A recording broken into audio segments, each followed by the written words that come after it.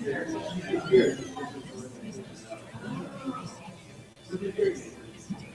right, good morning, everyone. I'm starting to figure it out. It's not that I run late every time.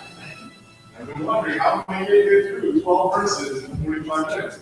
No, it's not even my fault. It's because we don't start until 5:02. So I figured it out. All right, we are in Mark Ryan. I was going to say that we start right at 9:25.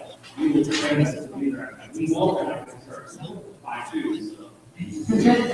That's not true. This is not true. Watch how many people show up screaming out again.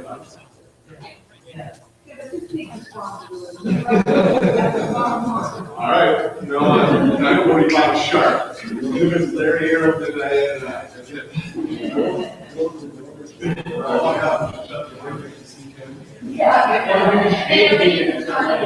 Maybe Laura says something like set up this one. All right, so here is chapter 6 of Luke.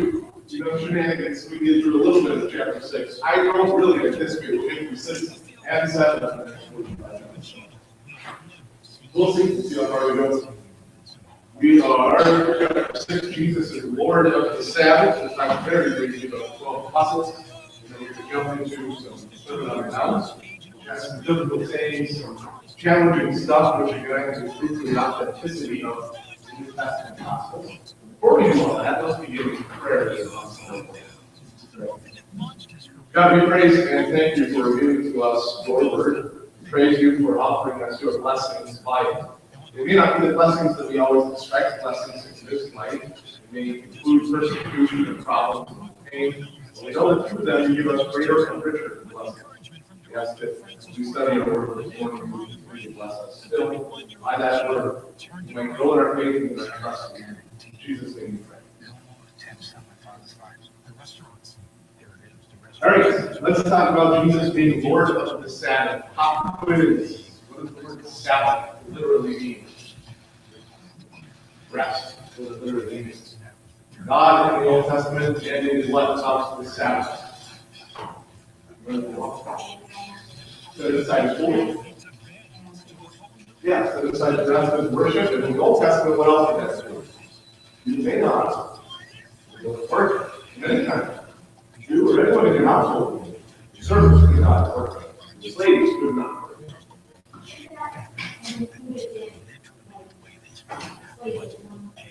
Yeah, more than slaves.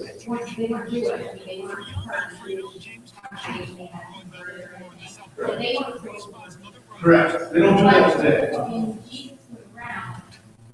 They have orders they use to do work on Sabbath. And they do that today too. All hotels in Israel, I went there, were running just fine.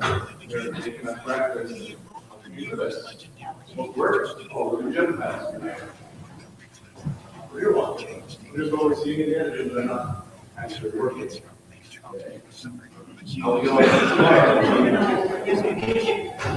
It is also Sabbath. Is it by the sun, or do they have a schedule, or is it like 6 to 6? They just say, I believe it used to be in that agrarian culture where it's all about your agriculture, right? There, when the sun went down, things were finished. There used to be by the sun. I think today they do like a 6 to 6. So I think they changed it. Again, they changed a lot. In the Old Testament, it wasn't just for servants and slaves, it was also your animals could not work. So how do you apply that to modern times? To me, this is pretty weird. There's a rabbi. He has a synagogue like 2 blocks from our church on the same street. And every Saturday, when I can go in and front of my service or whatever, I'd see him and his family walking with a stroller with his kids. And I asked him, how come you're always walking if they weren't supposed to work? No, the Old Testament, they have rules for your animals. We apply that to our vehicles. How is that, right? You're doing more work. Same thing with, this is ridiculous too. When I went to Israel on the Sabbath, I really wish someone would have told me this ahead of time. But I got on the elevator to Israel. I was on the 13th, 14th floor, something like that, in the hotel. I got on the elevator, you push the button, the doors close, there you go, second, third, fourth, fifth, 15, 18, 20 seconds, what's going on? But it stopped at every second. What? Who puts the button? Maybe it's right there, there's more things. Everyone's like, it's a work that's useful. I was in the elevator, they kept going, oh, shooting back on that one, that was the Sabbath elevator. What? Pushing the button, it's too much work. Oh, that's work on the Sabbath, so you stand there and you wait. I think I got off the like I should have before, so it's ridiculous, so I'm taking a mistake. And here's the real irony, if a hotel or a building does not have one of those elevators, not very strong, you don't do. All right. So instead of pushing the button, and put them on the door. You'll stand there and wait till someone else and just balance the door. It's their one. Just the dumb rules that they have today to apply these Sabbath rules. Jesus is going to address this, the Sabbath and all the rules. But it's so complicated, they apply that. No, we're going to get our car wrecked, so we're going to walk a mile and a half to the church. Where's the Spirit? We're going to get up and think about Sabbath. Yeah, but the point is, it'll work, and that's how they argue too, right? The Spirit is going to kind of find people. Family time, figure it out, pretty literal. So was it just a vehicle, or was it you're out here, it's a soul, or was it just a vehicle? Well, Israel didn't allow, but I went to Israel, didn't allow the Gentiles to microwave yesterday's food. Or to get food something. When cooking, the Gentiles cooking, that's correct. So they would say, ovens? No, I don't know about BC. I'm guessing if you set it on Friday night, they'd have to touch it. But yeah. They won't use the oven on a Saturday. Do they? Special level, set of the time.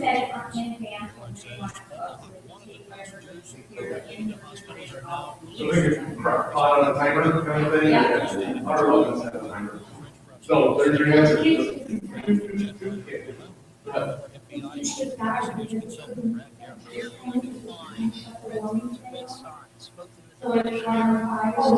had a one plate. Yeah. Or this on Friday, they ate on Friday.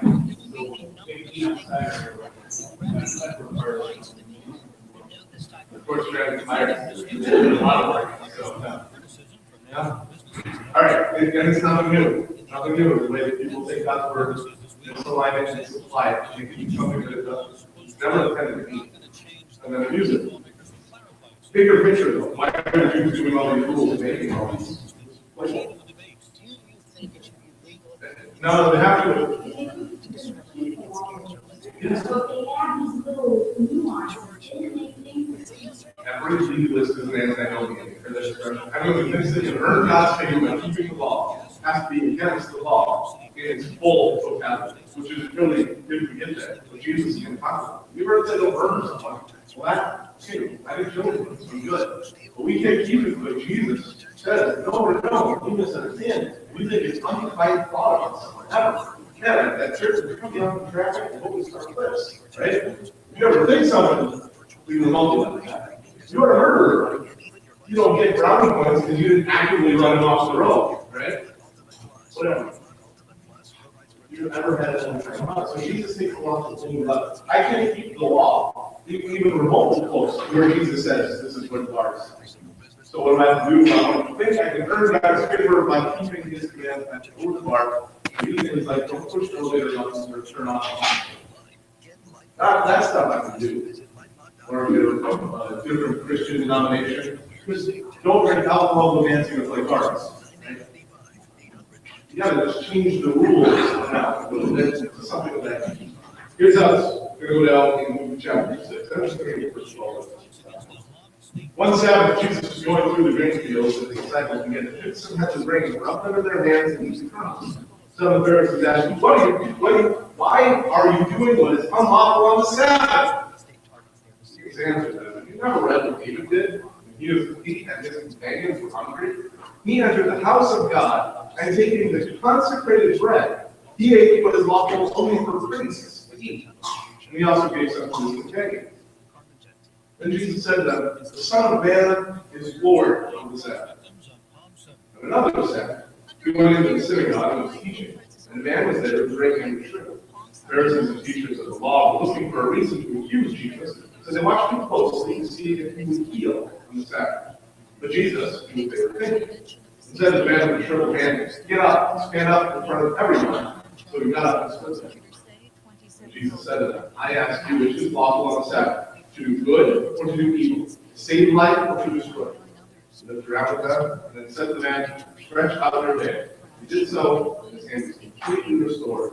The Pharisees and teachers of the law were furious, began to discuss with one another. Right? That way, it wasn't used to doing anything, did you? Just stretch your hand out. Yeah, we'll get our something.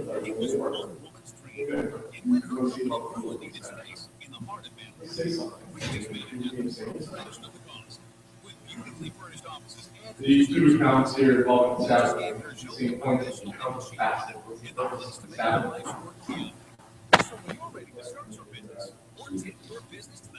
Yeah, and what aspects of God in particular should we reflect on? Why do we want to praise Him? All that He's done, all His promises, specifically, just remind us again what the word Sabbath literally means. What rest are we supposed to focus on? The rest that we have from guilt, from sin, from God's favor by the law. In other words, the Sabbath, the intent of the Sabbath is meant to be a time to focus on the gospel. And what were they doing to it? They're turning it all into law, what you must do, right? In Raleigh, I served my first 6 years in the heart of the Bible Belt, right? Where I love Chick-fil-A. Great food, but hard to get church. Why not? Always goes on Sunday. Good or bad? I don't know. Depends on the spirit of it, right? Totally depends on the spirit. If you make a rule, if you say we're wrong, you have to say on Sunday, or make it before you make it. Not if you rule level, making laws and rules, right? You must not work on Sunday. You're making a Christian law. And going back to books of the law, I just have to say, the day of work, you can focus on you know, you put it on your head, you put it on your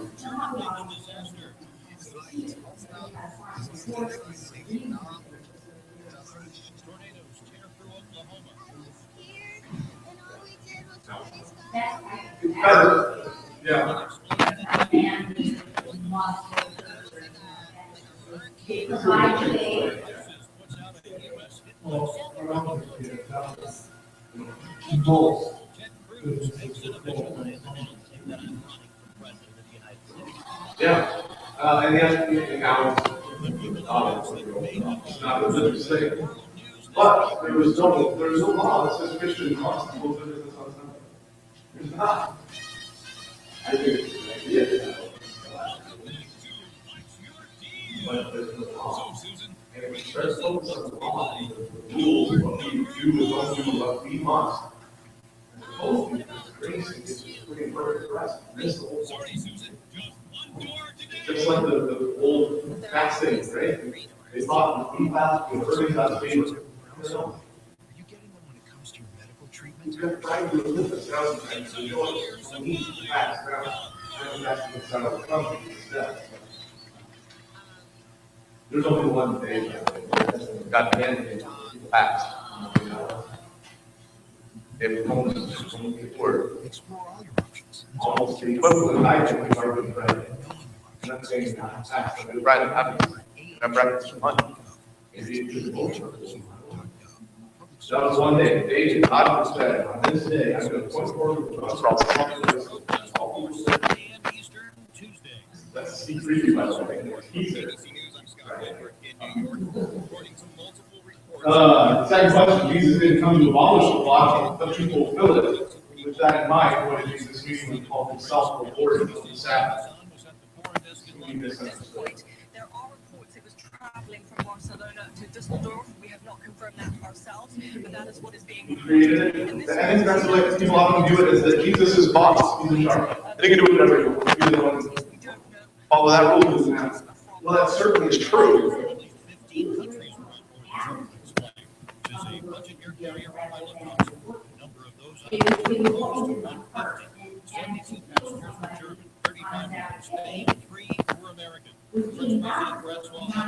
Yeah, so on the one hand, it's a big part of it is the attitude with which he's saying, let me explain what the Sabbath is all about.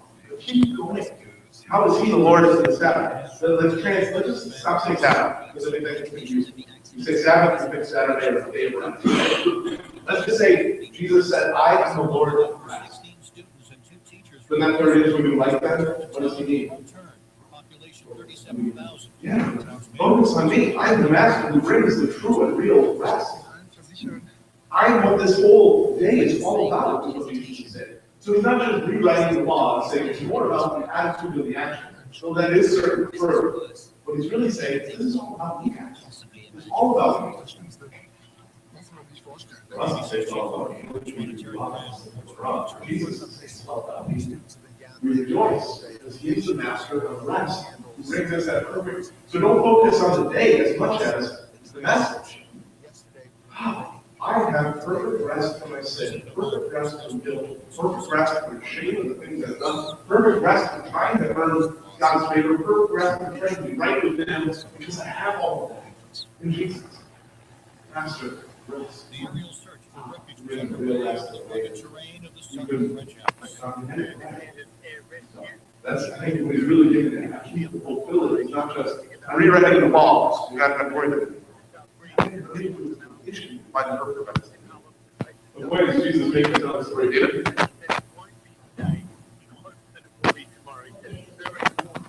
Yeah, yeah. It was against God's law.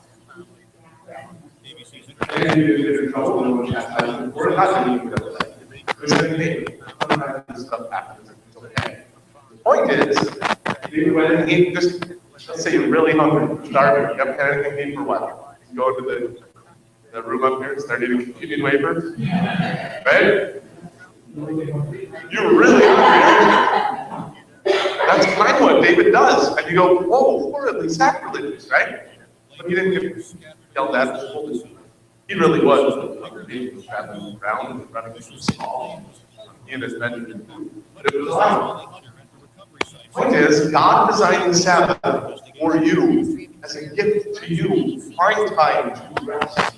Find time to come to Bible class, to come to worship. Here again, the gospel message is interpreting work by master. Not something that you must do in order to make God happy. Get this whole point? Don't be saying that this is not something that God made for you that you have to do. He's made for you as a gift. Don't misunderstand.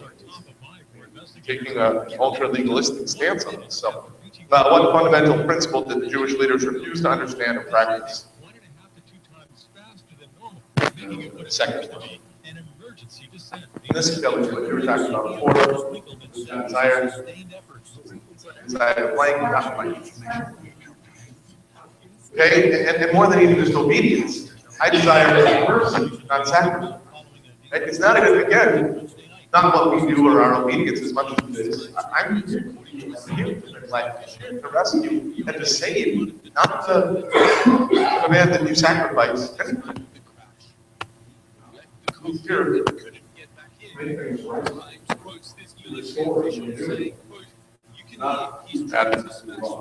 And again, it's not just, it's so easy to say other churches mess this up and make Jesus simply do Moses. But to be honest, it's true. Each one of us, we have this natural life period. And when we meet this, he wants obedience in the heart. It's outward action. That's true. That's, again, a lost state. That's it. How can, any questions on Jesus is not just rewriting the law, but he is saying, I'm one who brings that. Yeah.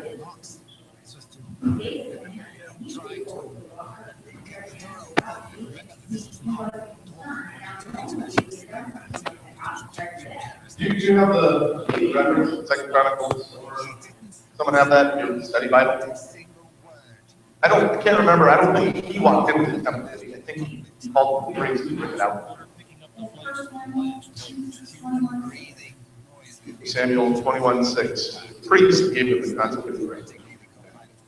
There was no bread except the bread of the presence that had been removed from before the Lord and placed in the hot. So it's also the day old.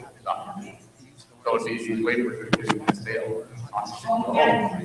Okay, so it wasn't on the table. No, he didn't actually enter into the table itself. Good stuff.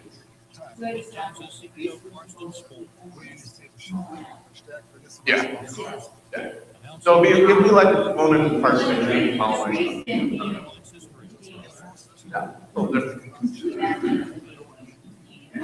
Yeah, but it was only lawful for the priest. Yeah. Priest is a lot. Yeah. You have sitting in certain ways. Okay. We don't have any ordinary bread. However, there's some consecrated bread. Why did the men who kept themselves? Co-pilot identified as 27-year-old Andreas. Yeah, interesting account. It's just a little verse, and as you're reading that account, it doesn't seem like a big one. Flies into this. Yeah, that's probably you would have been.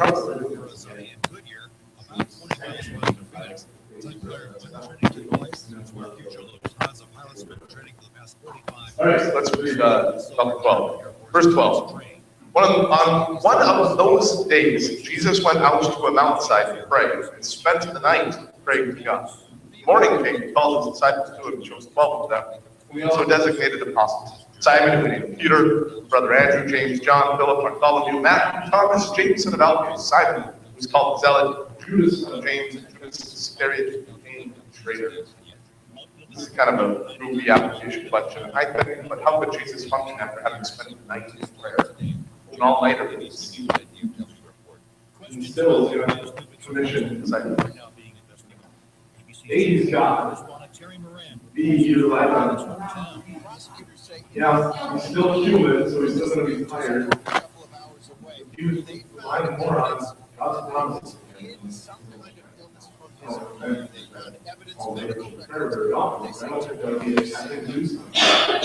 By the way, what do you think he was praying about? You haven't guessed. But I think the text in verse, what do you think he's praying about? Depression that was severe enough, they say, that it caused him to take a break. That's absolutely what I think he's doing. This is a pretty major decision, isn't it? He's going to pick 12 guys that he knows are going to be responsible for really starting the church after his death. This is not just a normal, hey, we're going to hire the big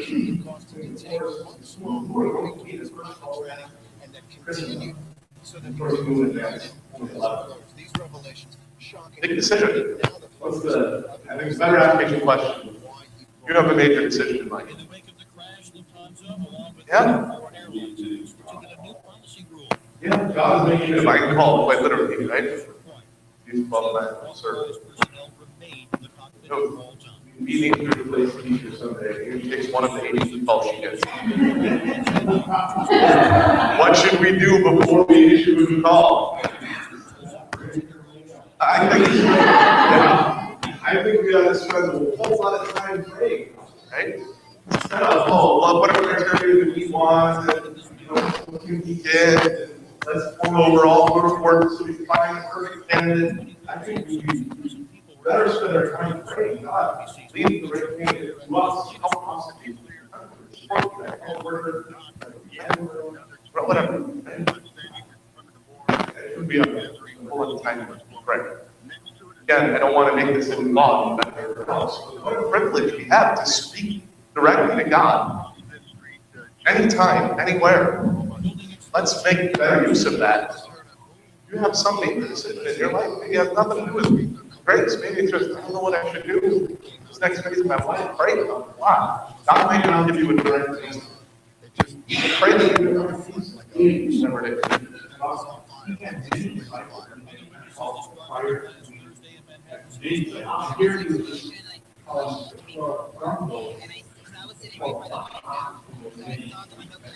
Yeah, the one point he said that was 70 or 72. Yeah, quite Oh, so I do that 70-ish as his congregation, and now he's doing 12 seminaries. Jesus spent a lot of time focusing on just youth. I think that's an interesting approach too. We are evaluating our faith. So, we do like it that everybody comes. If you guys spend more than one.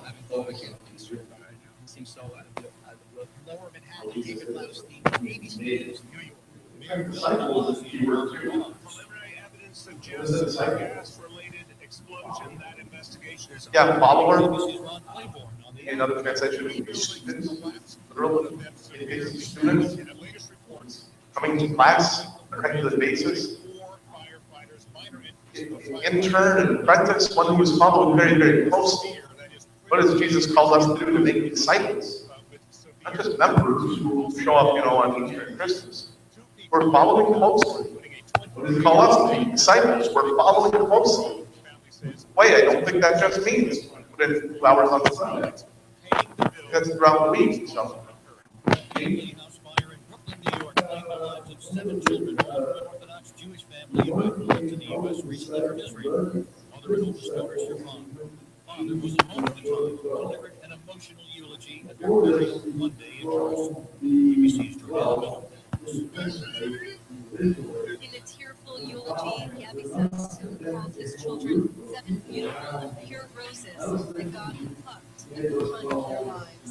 He said his children will live on in peace. That's what we just said. At one point, he sent out 7. We had a big group of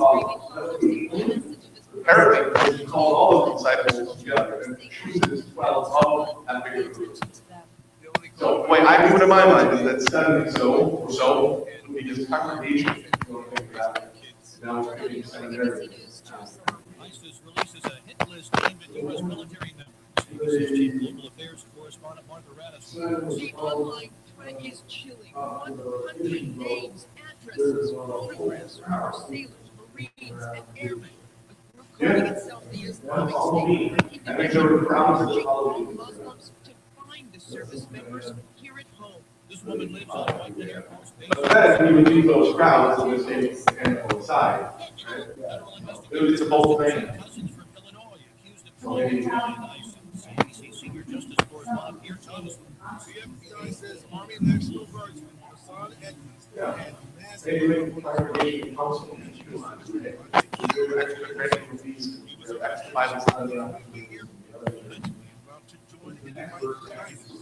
Before he left, he denied he planned to give his cousin Jonas Edmonds his uniform so he could wear it to get inside the nearby building. Like the target, Juliet Armstrong Hassan had trained him. The plan was to massacre soldiers as high as 150. A bizarre attack on TSA. Yeah, and remember, they didn't really, beyond synagogue school, they didn't really have formal seminary education. We learned from the rabbi.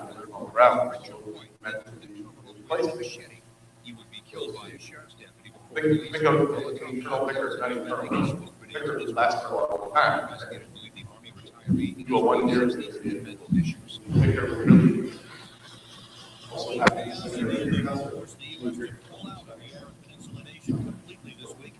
all of the rabbi around the region was rabbi. Sometimes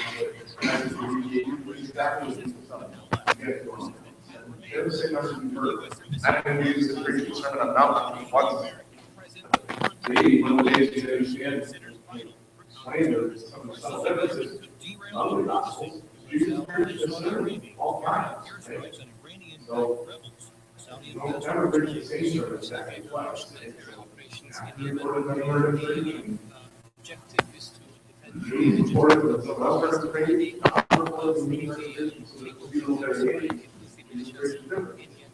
U.S. meanwhile is engaged in nuclear talks with Iran. Desertion charges for Army Sergeant Bob Bergdahl. His charge in military justice. Desertion with intent to shirk Bergdahl was released in a controversial prisoner exchange. That certainly was being laid out. Just a sergeant commanded the unit in Afghanistan. The University of Virginia rape case reported That one says it was his word. I think John says explicitly. evidence of court reason. And none of the others mentioned it. So, that's where synoptic studies come in. We have to compare the gospels. It can be a challenging practice, but I think a lot of fun. So, you'll notice we didn't talk about that one. We looked at all this.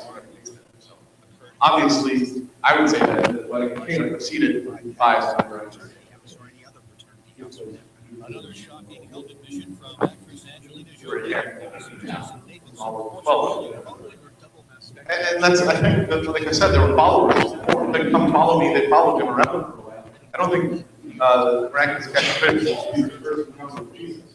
They've been following him on Jordan for a while. So they were followers in that sense. And now he's giving them a call. I want you specifically to come learn from me. I think it was a given for Peter, James, John. They were going to be picked as well. Here. Because prior to this, he said, I want you to come and follow me. Yeah. There's all again now to do formal work. That's another. Became the first candidate to announce his presidential campaign. Okay, moving on to Sermon Mount. Insightful, savvy questions.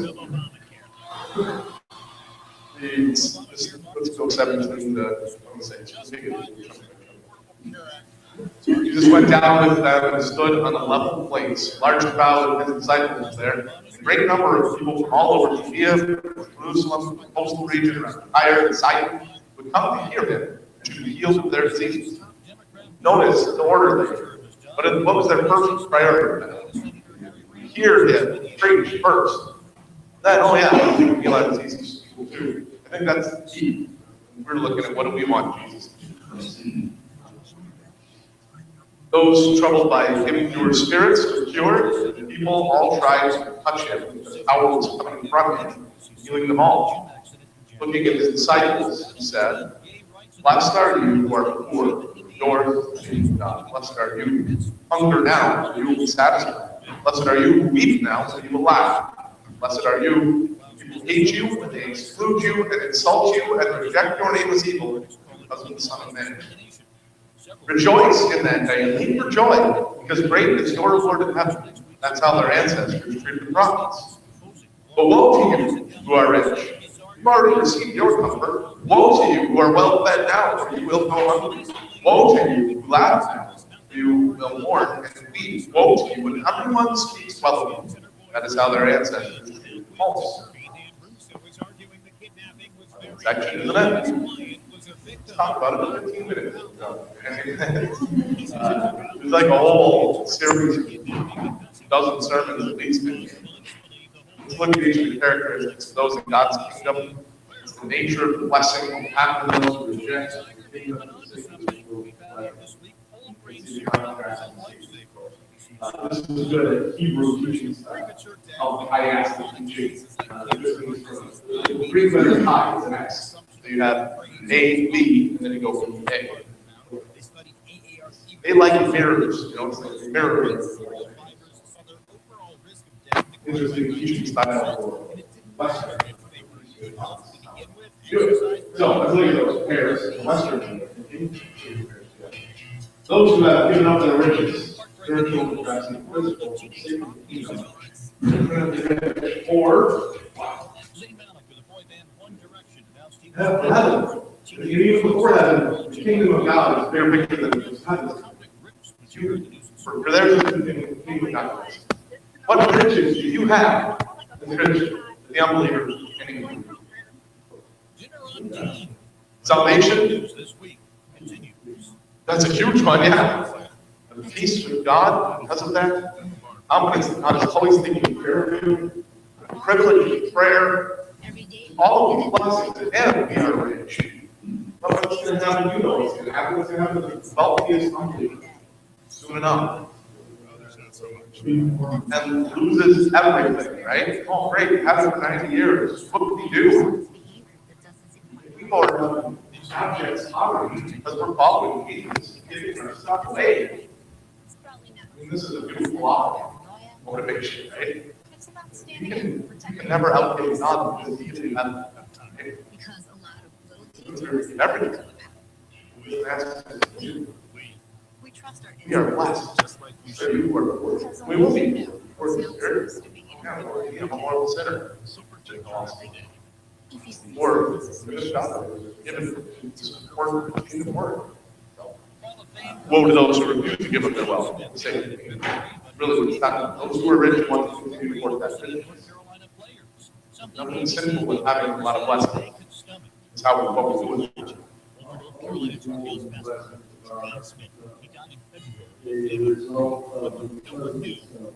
yeah.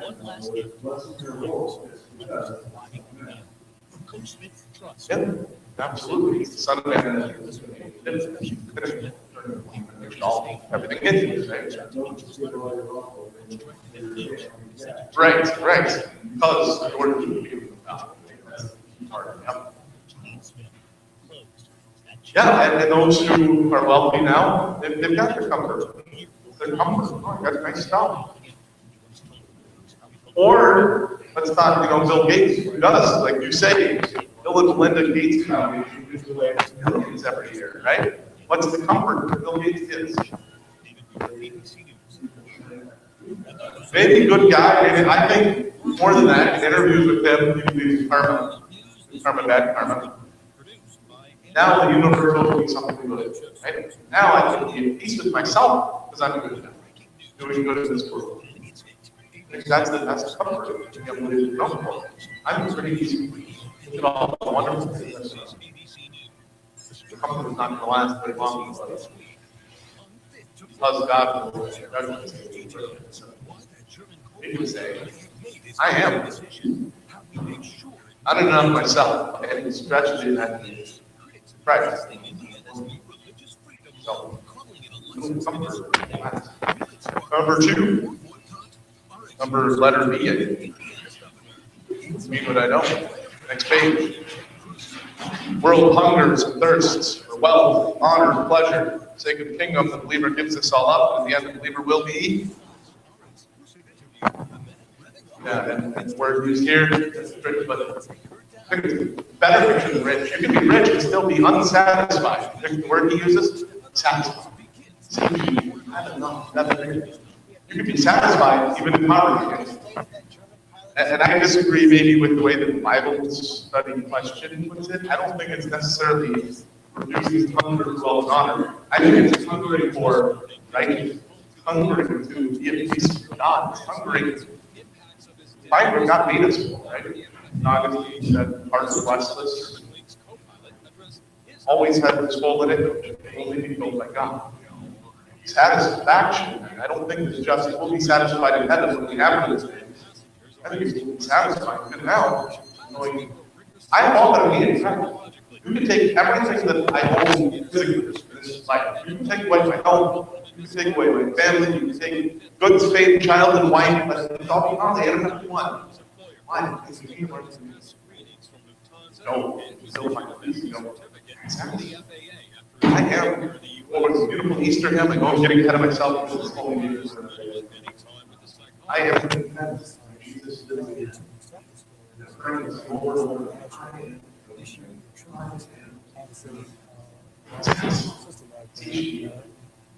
hunger and thirst for the right things. We will. See, they weep now. That's what I think is right. Over their sins, suffering, endure. If they will, well, we didn't have no those produced about 106. I'm satisfied with all my good stuff in this life. They're going to be one day. Right, see, they weep now. They will be. They will. They will. Trying to get back in, but really, the birds. the simple things. But the flight attendant in the cockpit when the pilot steps out. Okay, we warn now. Maybe now. Will be. Will. I mean, Two people must be inside the cockpit at all times. laugh. For this What are you talking about? ABC News, Washington. Those who laugh now and just like call it off their feet.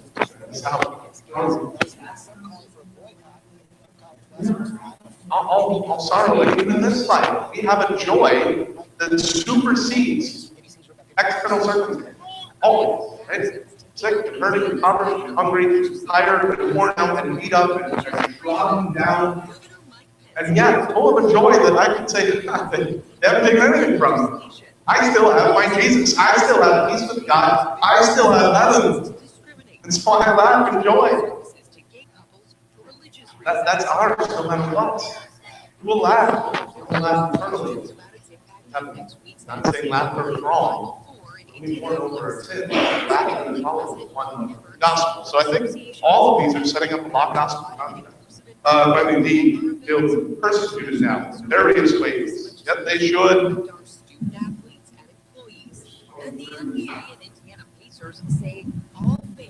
That seems so counterintuitive, doesn't it? Someone is slandering you, calling you evil. Work in the community, among your friends, among your own family. Rejoice! Oh, he said, because who is a Jesus is calling your name up to the Father. This morning, backlash from Chief Tim Cook saying we are deeply disappointed to Jason Collins. Rejoice. Be part of that persecution. If life is always comfortable and easy for you, if you're never going through any challenges because you're sharing your faith, are not sharing your faith, right? Kind of what Jesus is saying. Get up. Let's get persecuted. Do it. We can rejoice in it because hey, I know that God has rescued me from my sin. Know that I'm on His promise that if I'm following Him, I will be persecuted. Your life has never been touched by persecution. Yeah, and rejoice and leap for joy because of what we do. Son of Man. After last year's Hobby Lobby case, Indiana properly brought the same version that the states in Illinois. And I was proud to sign it into law last week. But look, I think I understand that Contrast the way the world thinks about love, the way Christians about love. That was the next section. Yeah, time 27. and I appreciate the time on your program. I'm just determined. But to you who are listening, I say, what does it say in NAB 84? Protecting the religious liberty of people of faith and families of faith across this You are country. listening. That's what it's been for. You are listening. I say, love your enemies. Do good to those who hate you. Bless those who curse you. Pray for those who mistreat you. Someone slaps you on one cheek, turn to them the other also. Someone takes your coat, hold your shirt. Give to everyone who asks you. And if anyone takes what belongs to you, do not demand it back. Do to others as you would have them do to you. If you love those who love you, what credit is that to you? Even sinners love those who love them. And if you do good to those who are good to you, what credit is that to you? Even sinners. And if you lend to those from whom you expect repayment, what credit is that to you? Even sinners lend to sinners, expecting to be repaid in full. Love your enemies. Do good to them. Lend to them without expecting anything. Then your reward will be great. Children of the Most High, He is kind, ungrateful, and wicked, merciful, just as your Father. The world's true love is ours. People across this country who you're looking at the Obamacare, And if you won't love that, then cases who feel that their religious liberty is infringed upon, and the yeah, there are a lot of people sometimes think that way. and all the states Even that person not doing one thing, right? discrimination. This is about Well, the smallest percentage. Because your supporters say it would. So yesterday, if a florist in Indiana Florence is my shame. So the number of the other is that legal now? then they got some problem in life. You know, sit down and talk to me for 3 hours. On Wednesday, Holy Week, right? Okay, now you've got a need, now you want to try to chase after people, right?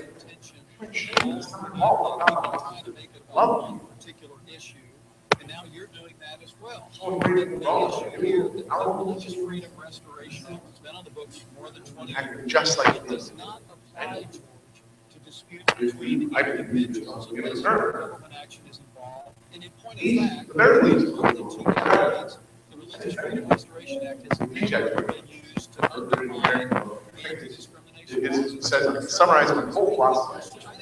It summarizes my whole philosophy that I want the kids to learn to read. Right there. Please. That will protect Christians. Sorry. Against any kind of punishment. So they learn to say those 3 words and say them often. The issue here Instead of is and then he goes on to apply what it means. Please, imperfect God, recognizing I deserve absolutely nothing. I'm sorry, God. I have sinned and felt against him. Thank you for the grace you give to you in Christ. That's the attitude in all of us can do. That will affect your school work, especially parents. His job, all of us. Please, sorry. Isn't that interesting? What do members of God's kingdom say? Instead of, I would love those who love me. Love those, please show some gratitude. Yeah. I will give without any expectation. In fact, with an expectation that they're going to hate me for it. Ready? That I will only be abused and misaligned and mistreated when all I do is give and give and give. No appreciation, no gratitude, ever. I'm just going to give it. Why? How in the world can we do that? We have this endless supply of forgiveness and love coming from God. You can give and give and give and give and give, and never be fully spent that, right? Because you're always going to be on the receiving end. Just think of it this way. Let's say you would have some needy man. He keeps saying, I need one. Give him $100. Give him $200. Give him $50. I don't have any. But you have a great uncle yourself who's giving you 20 grand.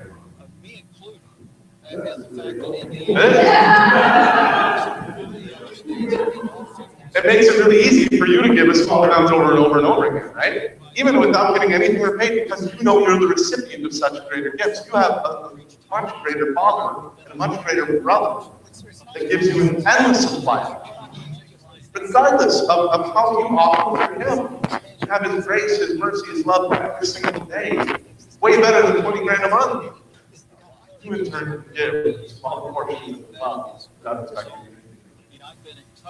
It doesn't, like, to clarify, that doesn't mean you're always helping people and getting anything. Tough love sometimes says, I love you enough to say, time to get a job, buddy, right? I will help you to do that, and I'll help you get some training, or I'll put you in contact with people. Love what we're talking about, money, right? Continue to love even those who show no appreciation or gratitude. All right, we're a couple minutes early, but probably good place to quit, I think. Instead of starting a new section, we'll start at verse 37 on judging fruit trees and builders. Next week.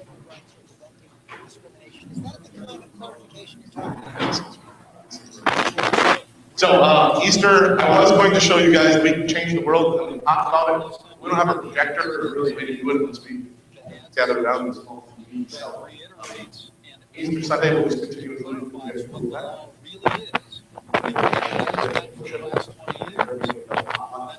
Follow. Like sign up that. And don't forget this morning, maybe 5 to 11. All gonna head outside and start out into the walk. Looks like the weather's coming up. It's not sounding like it was this morning, but it's like. All right, let's close our class. God, we praise and thank you that you are the Lord of Sabbath, the Master of rest, that you give us perfect rest from our sin, perfect rest from our guilt and our struggle to be at peace with you. We have Jesus, his perfect life in our place for his innocent death. We have the proof by his resurrection. May that peace make us eager to serve you and to live everything we say, think we do throughout the week. We might be eager to even be persecuted, hungry and thirsty, face the challenges and struggles that come with being Christian. Help us to do it with joy. Rejoice all the while, knowing that we have a great reward of heaven, a reward of your grace. Be with us and bless us. Continue to motivate us by the gospel to serve you in thanks. In Jesus' name we pray. Religious liberty of every Thanks, guys. We'll be back in approximately 17 minutes. No, approximately. Outside. Thanks for being online.